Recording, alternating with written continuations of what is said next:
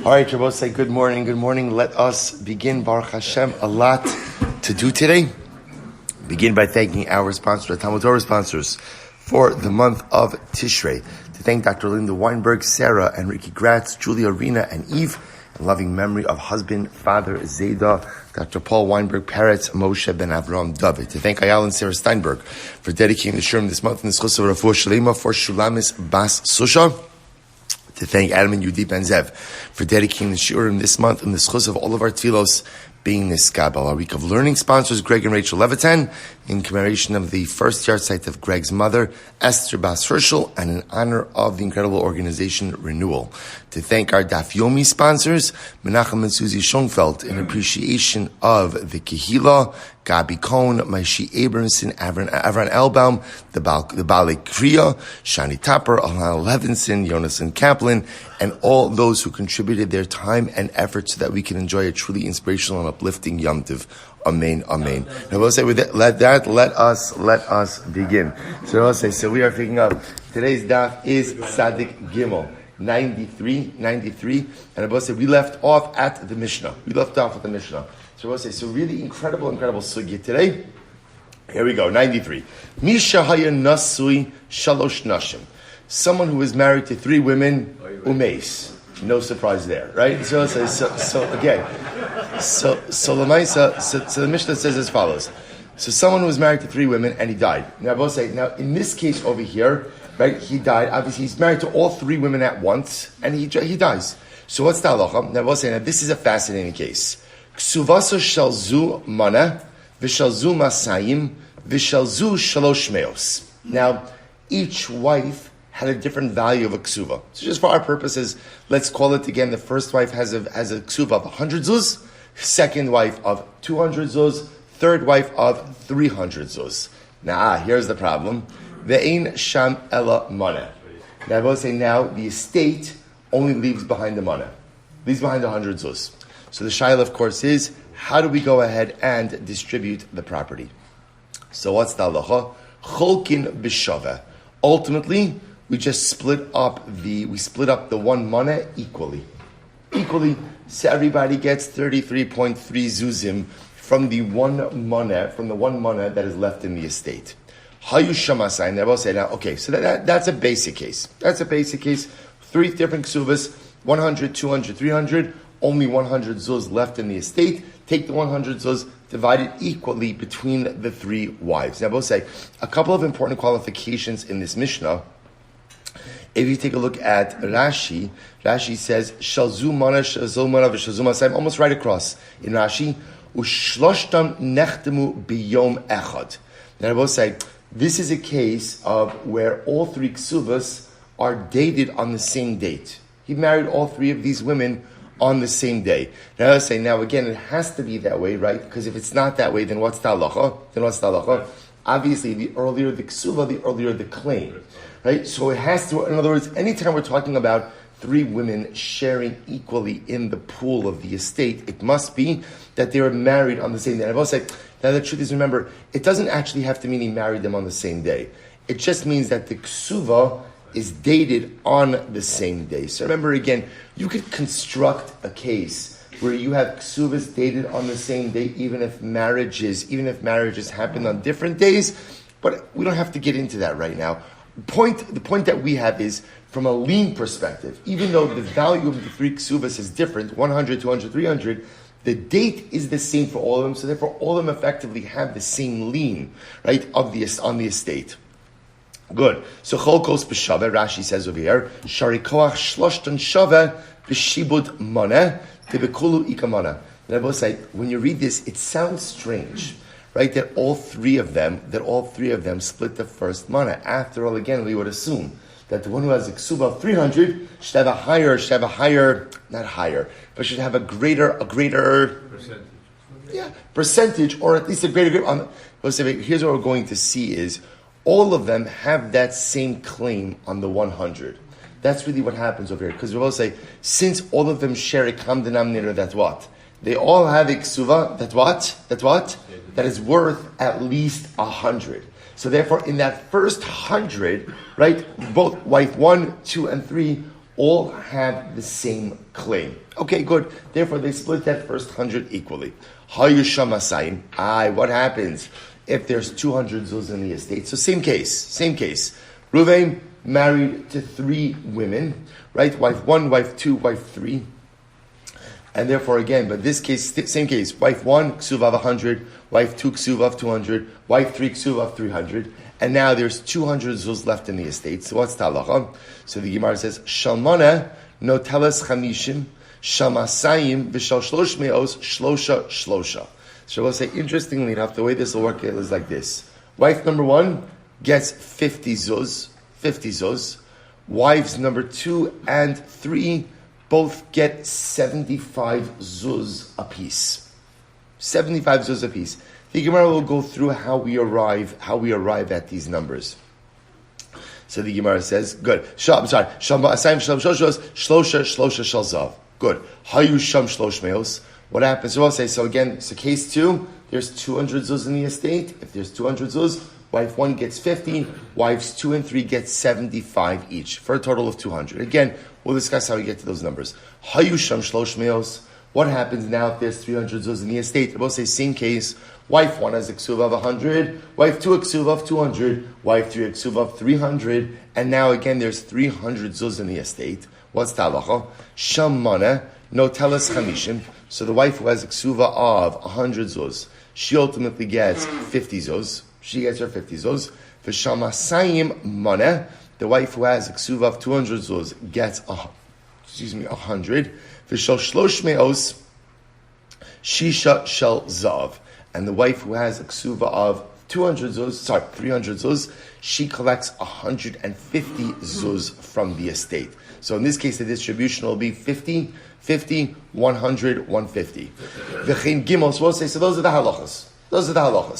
Now the Gemishna just says, v'chein gimel shetil l'kis. Now we'll say, we're going to spend a good amount of time on this case, because the truth is, this is absolutely riveting. These same halachas apply in business. Now I will say, this is a very common situation. Gimel shetilu l'kis. I will say, what happens if halacha l'maisa, 3 people, Ruvain, Shimon, and Levi, invested in a business together. And what happens? I will say, let's say they invested differing amounts. Ruvain invested 100 zuz. Shimon invested, let's just keep it parallel to the ksuva cases. Right? Shimon invested 200 zuz, and Levi invested 300 zuz. So the Mishnah says, Pichsu ohosiro. Now we'll have to see what this means, but what it sounds like is, if the business made money or lost money, kach heim cholkin. Kach, now we'll say, again, all of these words are a little bit ambiguous, but it sounds like what the Mishnah is saying is that profit or loss sharing ratios are based on what? Amounts of investment. So the amount you share in the profits, the amount you share in the loss is fundamentally tethered to the amount of money you invested into the business. Okay, we're going to come back to, we're going to talk about that business case because it's absolutely riveting. But let's start with the Ksuva. Gemara. Shamana no telas chamishim, tlasin v'tilsa hu de islay. So we'll say, the Gemara says like this. Let's go to the first case. Right, in case number 1, so ultimately again, Reuven's married to 3 women. Wife A, ksuva of 100. Wife B, ksuva of 200. Wife C, a ksuva of 300. In case number 1, I will say there's one mana ultimately in the estate. So what's the halacha? Cholkin b'shaveh. In case number two, ultimately again. So we'll say cholkin b'shaveh. So the way it's said, I was saying again. I'm sorry. Let me just. So the way it's said, cholkin b'shaveh. Good. So the Gemara says, well, cholkim b'shaveh would mean what? 33.3 for each wife. But yet, I will say, if you look in case number 2, so case number 1 just says they split it equally, but it doesn't say what? How they're splitting it. In case number 2, where the Mishnah says there's 200 zuz left in the estate, so ultimately, again, it says what? It says that in the first mana, wife number 1 takes 50, right? So I'll say, which sounds like they're, again, splitting the first mana. But if you're splitting the first mana, doesn't that require a chalukah of 33.3 zuz per woman? Where do you get 50? To which the Gemara says, Amar Shmuel, Bekoseves ba'alos masayim leba'alas moneh, din udvarim ainli imech b'moneh. Interesting. So Shmuel saying, what's the case? The case is where the wife, with the ksuva of 200 zuz, writes to the wife of the ksuva of 100 zuz, I have no claim on the first moneh of the estate. Interesting. Well, if she has no claim on the first money of the estate, that means that there are only two women claiming the first money of the estate. We'll call it wife 1 and wife 3. And that's why we'll split it literally 50-50. 50 zuz, 50 zuz. Okay. Ihaki ima seifa. I will say, but again, then look at the last case of the Mishnah. Shamasayim v'shal shlosh meos shalosh shal zahav. So we'll say, so then again, in the last case of the Mishnah, ultimately, again, we were talking about where each of the wives gets 150 zuz. Teimala, hasalakta nafshach mina. Why doesn't it claim back again to wife number 2? You removed yourself from this zuz. Mishum da'amrle midinu dvarim hu desaliki nafshai. Ultimately, again, the only thing I removed myself was from the first maneh, but I did not remove myself from any of the other manos. Okay? Hayusham shalosh meos. So remember again, last case of the Mishnah, if there was 300 zuz left in the estate. So remember again, how do we deal with that one? So we'll say, so ultimately, wife number 1 gets 50, right? Wife number 2 and wife number 3 get 150 each. So it says the Gemara. So, Hayusham shalosh good. Shamasayim maneh. I don't understand the wife number 2, she gets 100. Why did she get 100? Shivim v'chamishu d'isla. She should really get 75 if we're dividing everything. Amar Shmuel, because seves ba'alos shlosh me'os leba'alos masayim or leba'alos moneh din udvarim ili imachem emana. So we'll say once again, Shmuel says, what's the case? The case is where the wife with the 300 zuz ksuva, the wife with the 300 zuz ksuva, writes to the wife of the 200 zuz ksuva and the 100 zuz ksuva, I have no claim on the first moneh with you. So wife of 300 zuz ksuva is removing herself from the first moneh. And I will say, why she's doing that is irrelevant, but she's doing that. So therefore, Rav Yaakov minar kod mished Ravina Amar reisha b'shtei tefillos uveseifa b'shtei tefillos. So we'll say, comes on Rav Yaakov of Nar Pakod said the name of Ravina. The truth is, both the reisha and the seifa are talking about, literally, tfisa means to take money, to seize money. What it means is that the funds are becoming available for collection in 2 different intervals. So here we go. Reisha b'shtei tefillos. What does it mean, reisha b'shtei tefillos? The naflu shivin v'chamisha b'chad zimna. So also it's very interesting. 75 zuz became available at once. Now both say, when 75 zuz becomes available at once, they split that equally. It's b'chad zimna. Umeya ve'esem v'chamisha b'chad zimna. And then another 125 zuz becomes available separately as well. Then I will say, ultimately, again, that will also, so 75 of that, they'll divide up equally, and the remainder of that amount will go to wives 2 and 3. Seifa b'shtei tefillos. Similarly, again, the Seifa, the second part of the Mishnah, is also talking about, again, where the money becomes available for collection at 2 different intervals. The naflu shiv mechamisha b'chad zimna. So ultimately, 75 zuz becomes available at once, and therefore, when 75 zuz becomes available at once, it's divided equally between all 3 women. And then what? Umasayim ve'esem mechamisha b'chad zimna. And then ultimately, again, 225 zuz becomes available at once as well. So the Gemara says, Tanya, zu mishnas Rabbi Nassan. All of this is Rabbi Nassan's opinion. We'll say, here we go, and this is perhaps the most important line of the sugya. Rabbi Omer, ein ani roeh dvar Rabbi Nassan be'elu ela cholkos b'shaveh. Rebbe says, no. You're wrong. The halacha over here is that women in general split equally. Now I will say, let's talk about this for just a moment, because this is a fascinating halacha. Let me tell you outside for just a moment. The way that the Rambam paskins is as follows. Let's talk about an ideal case. What's an ideal case? Right? Where husband dies and there's enough money in the estate to satisfy all of the Kesuvos. Now again, I will say, remember again, there's a number of criteria to remember in this case. This is a very specific case. All 3 Kesuvos are dated, same date. We're going to talk about the last Mishnah on Amud Beis, which we'll get to today, Miras Hashem. So again, we're going to talk about where he marries wives at different intervals. So one wife has an earlier ksuva, a later ksuva. So obviously, if the dates are incredible, right? If you have, different dated ksuvas, so the earlier the date, the precedence you have in collecting your ksuva. So again, we're setting up a case over. There's no precedence. All three ksuvas dated the same date. Okay, that's great. That's issue number one. Issue number two: different amounts in the ksuva. Different amounts. Again, wife 1 100, wife 2 200, wife 3 300. In a perfect world, Reuven dies. In a perfect world, Reuven dies. There's enough money in the estate to satisfy all three ksuva debts. Beautiful. Done. Distribute. We're done. What's unique about this case? Not enough money in the estate. Not enough money in the estate. So Rabbi says, so now it's interesting as follows. So the Mishnah seems to set up a situation when there's not enough money in the estate, so we're going to go ahead and start dividing things up in different ways. So Rabbi say, just show you the way the Mishnah is structured logically.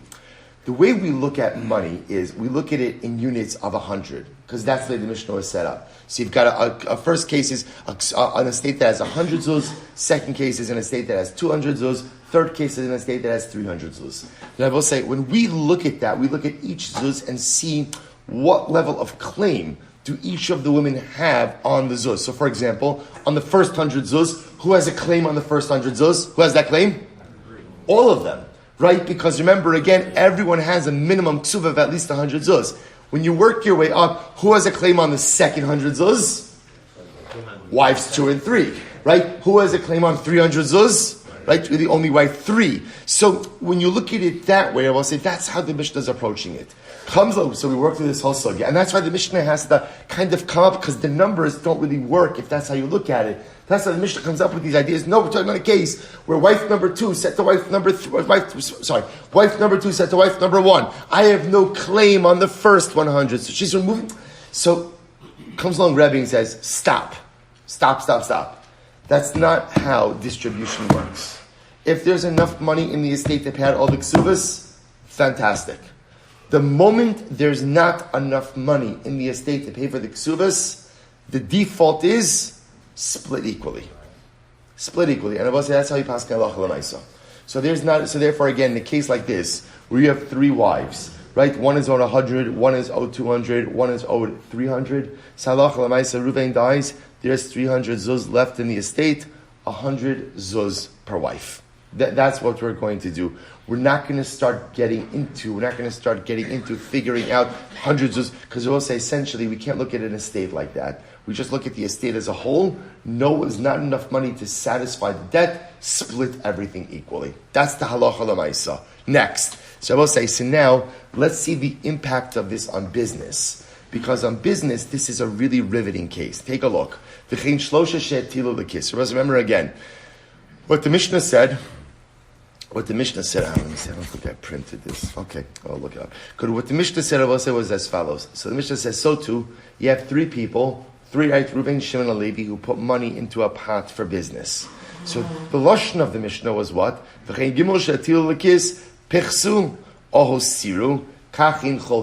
If they made money, lost money, this is how they divide up profit and losses. And we assume, what is this is how? This is how, in accordance with their investment, that's how they're splitting up profits and losses. So I'll say, here we go. Amar Shmuel, listen to this case. So Reuven and Shimon invested in a business. Reuven put in 100 zuz. Shimon put in 200 zuz. Amud Beis, haschar la'emtza. So I'll say, incredible. What's haschar la'emtza? They split profit and loss equally. Now we'll say, we're going to see what's the logic behind. So again, even though their investment amounts are different, they're going to split profits and losses equally. So let's analyze. Omar Rabba. Rabbi says, Mistabra milsei de Shmuel b'shor lecharisha va'omid lecharisha. So we'll say, this is incredible. When does this make sense? This makes sense if Reuven and Shimon are partnering to purchase an ox for plowing together. So I will say, listen to this. If you're purchasing an ox for plowing, then everyone's investment is just as important. In other words, I will say, imagine this just a moment, right? So the ox is 300 zuz. So Reuben invests 200, Shimon invests 100. Is Shimon's investment any less important than Reuven's? Is it any less important? No. Why? Because he can't get the ox without Shimon's investment. The fact that Shimon invested less does not make his investment any less critical to have an ox for plowing purposes. So this is fascinating. So because his investment is no less critical, he's looked at in halacha as a 50-50 partner. I just want to put a caveat over here. This is assuming, of course, that there was no partnership agreement to the contrary, right? If Reuben and Shimon go into business together, and ultimately they have an equity partnership, so therefore, again, in a partnership agreement, it says, our profits and losses will be split along equity lines. Okay, as they say, ein al mal lidaber. There's nothing to talk about anymore because we've gone ahead and we papered that. This is talking about in the absence of an agreement. In the absence of an agreement. But it's such a fascinating idea. Essentially, what halacha says is, do we look at your investment as crucial? How do you define crucial? We'll say, how do you define crucial? If I didn't make it, ultimately, again, would the results still be intact? So in this case, Reuven invests 200, Shimon invests 100 for the purchase of an ox for plowing. If Shimon did not make his investment, would ultimately the ox be plowing? The answer is no. So because of that, his investment is crucial, indispensable, and therefore the halacha looks at him as a 50-50 partner. When your investment is an indispensable part of the result of the partnership, halacha looks at you as a 50-50 partner in the endeavor. Incredible. However, says Rava, aval b'shar lecharisha va'omi letvicha. But I will say, if halacha, let's listen to this. If let's say they bought a shar, but now ultimately again they're going to go. We'll say, take a look at Rashi. B'shar lecharisha shelakhu bahen shar lachrosh. They bought together, right? They bought an ox to plow. V'charshin ve'ein chelko shel zeh moil below chelko shel zeh klum. I will say, here's the chap. Reuven's portion doesn't mean anything without Shimon's investment. Therefore, hilchach cholkin b'shava. So we'll say, so Rava comes along. However, now back to the Gemara. Aval b'shava charisha v'amin letvicha zeh no talafima osav v'zeh no talafima osav. Rava said, watch this. If they go ahead and they bought a shar to plow, but then they decide, you know what? Let's barbecue. And so what do? They chef the shar. Then Rabbi say, everyone what? Everyone takes in accordance with their investment. Now that makes sense. Why?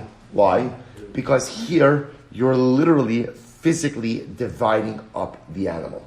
So when you're physically dividing up the animal, there is a way to allocate 200 zuz to Ruvain and 100 zuz to Shimon. So I'll say, you hear the distinction? When the partnership is in a dynamic activity. Dynamic activity could only occur because of the investment of both of them. One invested more, one invested less. That is true. But Lamaisa, one's investment would be meaningless without the other. Then Halacha Lamaisa, they share in profits and losses equally. However, again, when we're actually talking about physically dividing something up, then Halacha Lamaisa, you can divide up in accordance with financial investment. So if they're now shechting the ox, Reuven will get 200 zuz worth of meat, Shimon will get 100 zuz worth of meat. Look at Rashi. Also say first white line on top of Sadikim Lo days in Rashi. Shai mischalik leivarav. You're literally dividing up the ox. The hadinaket reishis mekhan lacharisha rabusa shmoyin and the afagav de meikara daita de miflik b'shaveh. Nachus l'shutfos hashtad the shevavas. As well said. By the way, why do you have to say? Why did the Gemara say this as a case of they originally bought the animal to plow, and now they're going to go ahead and shecht it? Just say they bought it to shecht. You divide it up according to its investment because it's a chiddush. Rashi says, even if they entered into the partnership for the purpose of purchasing an ox for plowing purposes, right? In which case they were going to be 50-50 partners, and now they decided let's shecht it and divide up the meat. Even though now things have transitioned, ultimately, again, they split in accordance with their investment. So I will say, this is wild.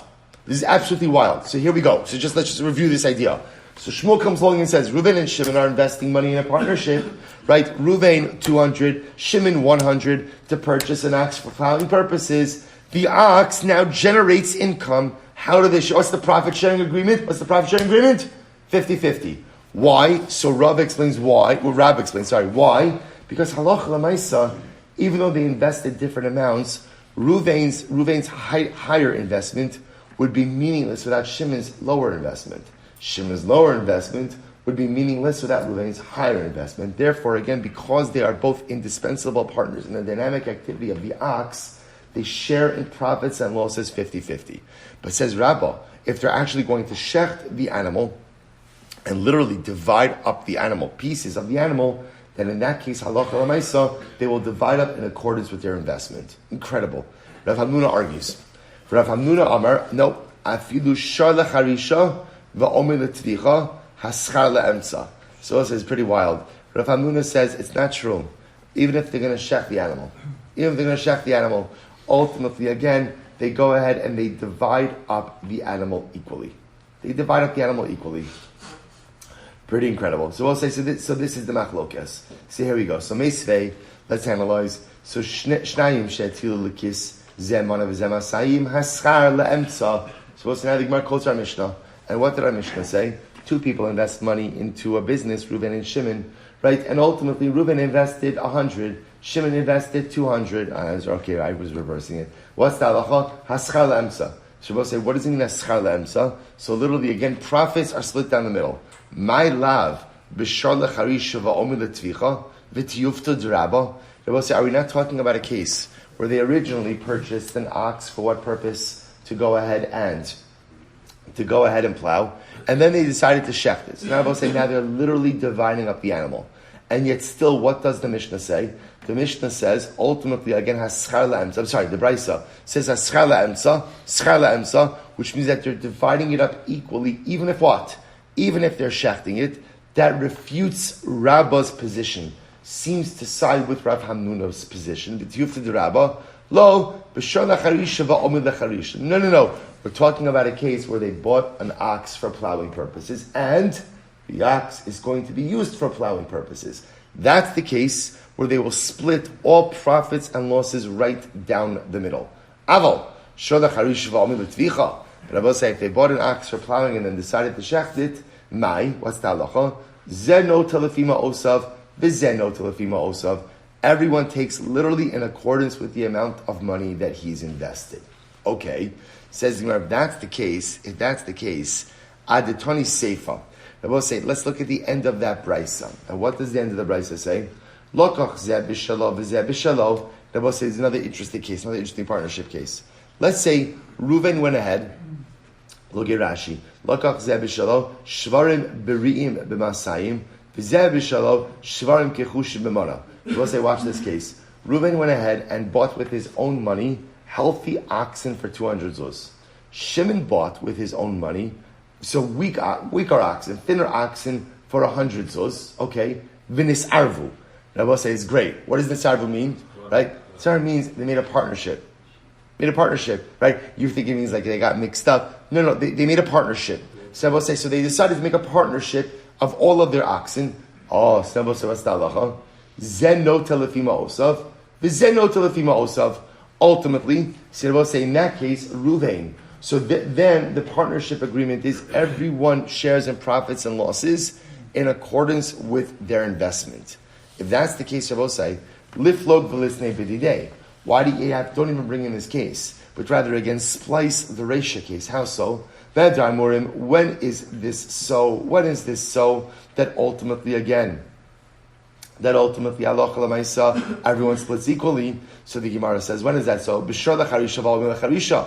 Ava b'shar lecharisha v'omer letvicha. In other words, we'll say, if you're telling me that the Brisa agrees with Rabbah, namely that halacha l'maisa, when the ox is being used for some type of dynamic activity, that is when Reuven and Shimon are going to split profits and losses equally, even though their investments are different. But if the ox is going to be shechted, then halacha l'maisa, again, everyone gets in accordance with their investment, the amount being in accordance with their investment. So then, don't bring up this case of the seifa. So you will say the seifa's case is illustrating that. Here in this case, Reuven bought healthy oxen with his money, Shimon bought weaker oxen with his money, V'nis arvu, they made a partnership.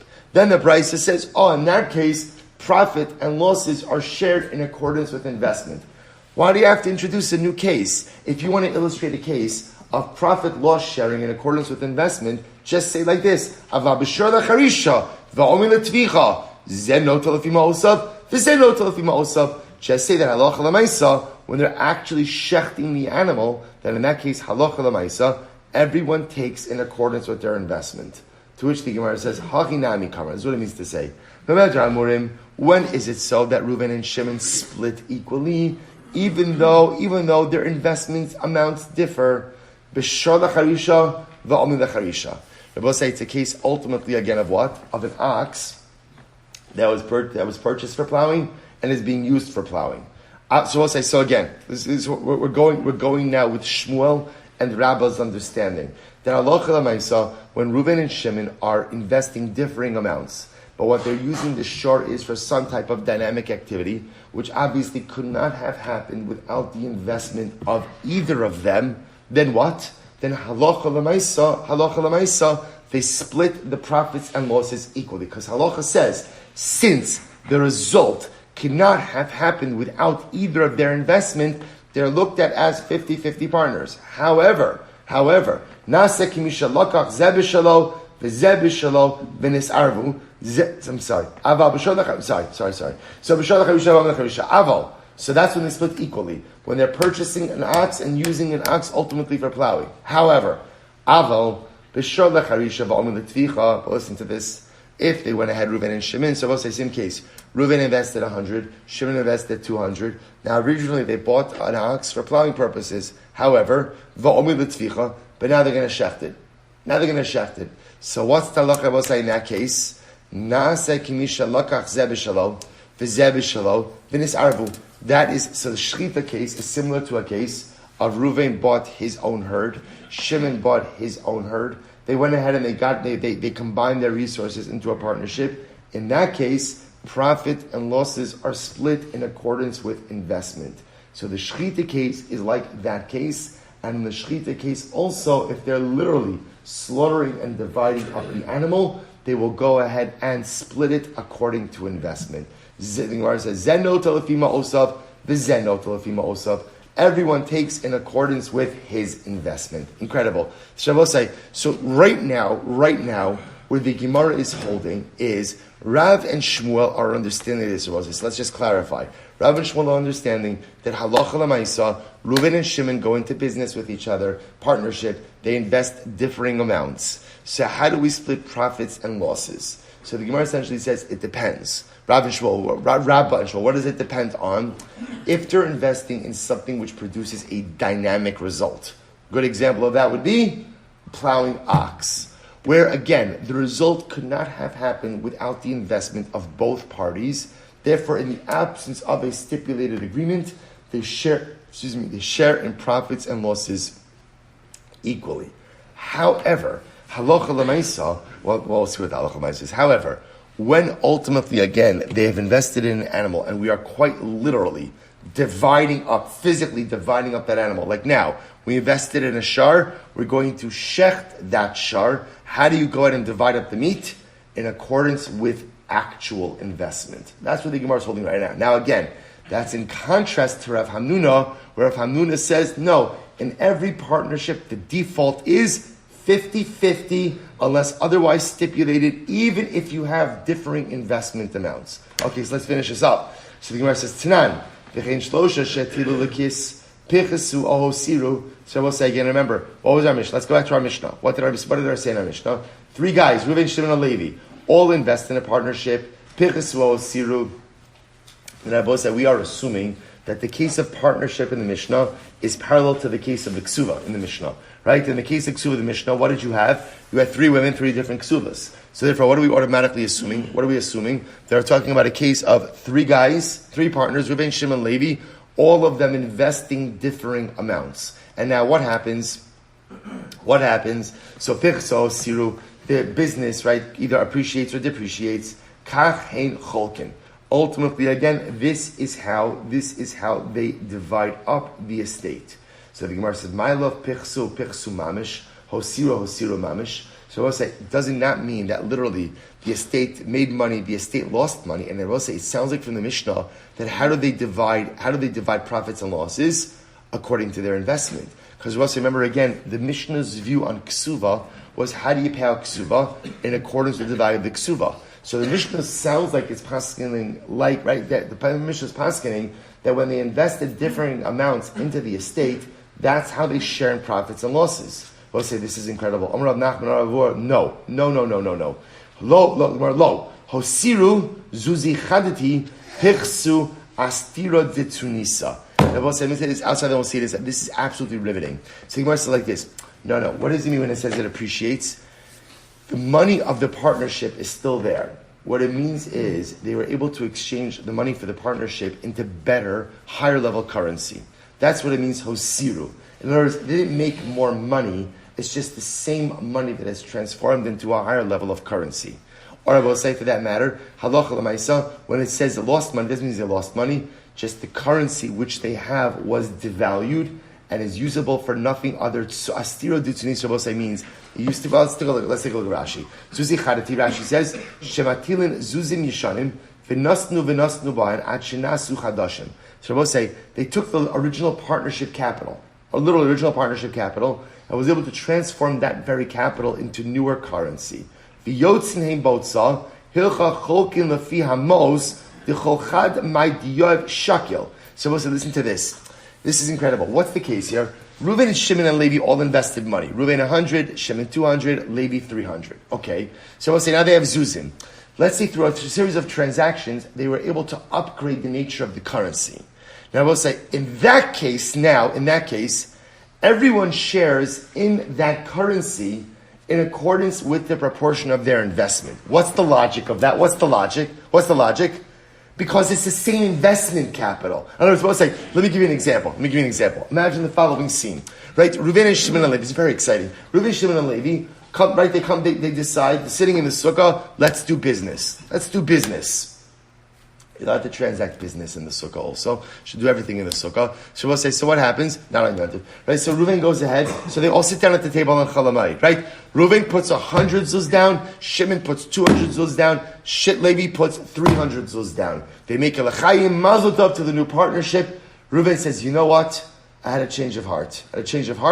We're going to go ahead now and dissolve the partnership. But we did Daf Yomi. The halacha is we have to dissolve the partnership equally. Right? Probably incredible. Right? But it's a fantastic investment mechanism. Right? You came in with 100. And now, mamish, after a l'chaim, this does happen sometimes after a l'chaim. Right? So after a l'chaim, you lose money, you make money. So no, obviously that doesn't make any sense. Right? Why not?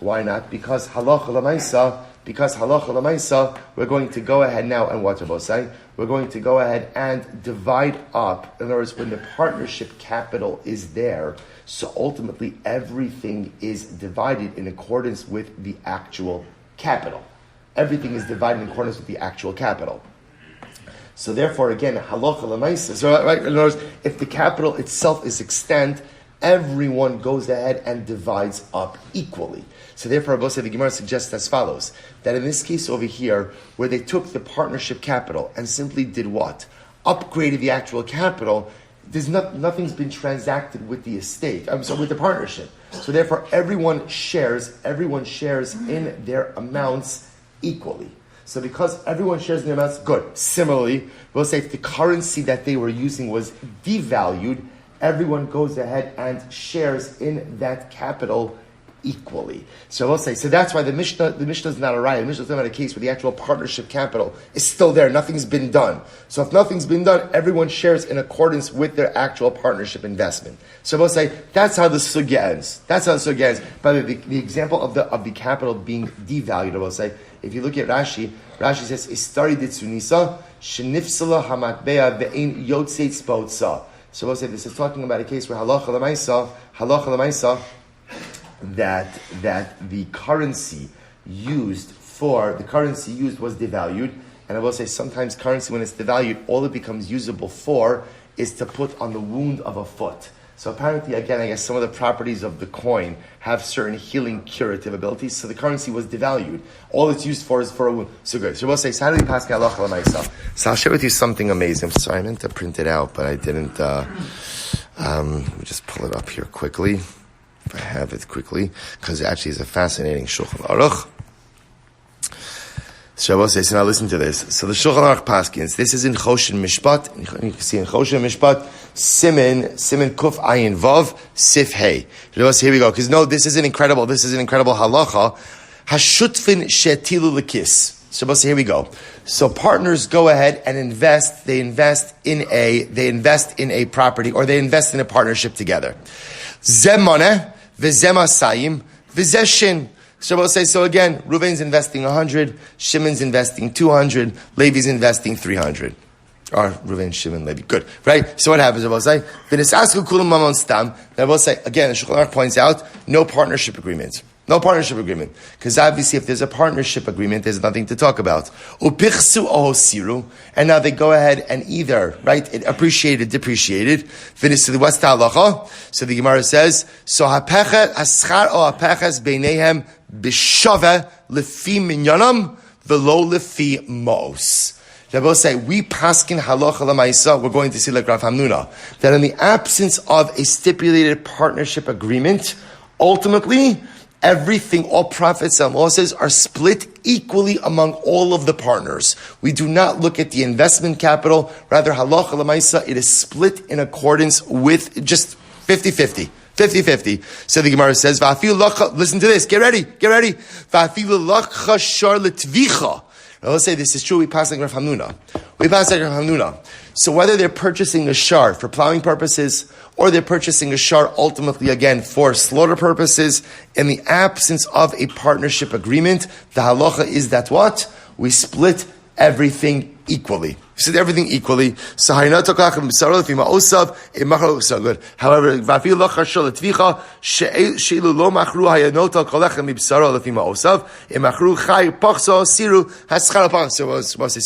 So again, there is more to this halacha, but bottom line, which is really quite a fascinating halacha, we paskin that in the absence of a stipulated partnership agreement, all partners will share 50-50 or whatever, equally in losses and profits of the partnership. Obviously, if there is halacha l'maisa partnership agreement, everything is dictated by the details of that agreement. Beautiful. Let's see the Mishnah. Mishay nasvedal nashim. So both say man is married to four women.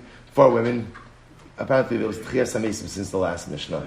Right, so what happens? He's married to four women. Now in this case over here, as Rashi points out, the Kesuvos have different dates. So umeis, and then he dies. Harishona kodemes l'shniya. Ultimately, again, the first wife takes precedence to the second wife. Ushniya l'shlishis. Second wife takes precedence over the third. Ushlishis l'revius. Third wife before the fourth. So we'll say, so again, this is all where their Kesuvos have different dates. First wife has earlier date, second wife has later date, so on and so forth. Rishona mishpas l'shniya. So we're going to see that for the first wife to collect, she has to take an oath that she has not previously collected her ksuba. So wife 1 takes that oath to wife 2. Shniya l'shlishis, wife 2 takes that oath to wife 3. Shlishis l'ravius, wife 3 takes that oath to wife 4. What about wife 4? V'aravius nifra shelo b'shavua. Wife number 4 collects her ksuba even without a shavua. Benanas says v'chim mipnei shiachrona niskeres. Because wife number 4 was the last one, ultimately she gets to collect without a shvuah. She'll say, understand the shvuah over here is a shvuah that the wife has to swear she has not previously collected her ksuva money from any other source. So the Gemara says, listen to this. What happens if all the ksuvas were dated exactly the same day? I will say, then we look at what hour they got married. Let's say again, so we look at the hour. So in other words, if all the Kesuvos were dated on the same date, we look at maybe who's earlier in the day. And Rabbi said, listen to this. The Kachayu Kosim Yerushalayim shows. Rabbi said, in Yerushalayim, they wouldn't just put the date of the Kesuva, but rather what? They would put the time of the Kesuva as well. Hayu Kulan Yotos B'Sha Achos. So Rabbi said, what happens if all the Kesuvas have the same date, have the same time? Ein sham elamana cholkos b'shava. Then I will say ultimately that reverts back to the last Mishnah. Then again, if there's only a limited amount of money in the estate, then halacha l'maisa they'll all go ahead and divide equally. I will say shkoyach.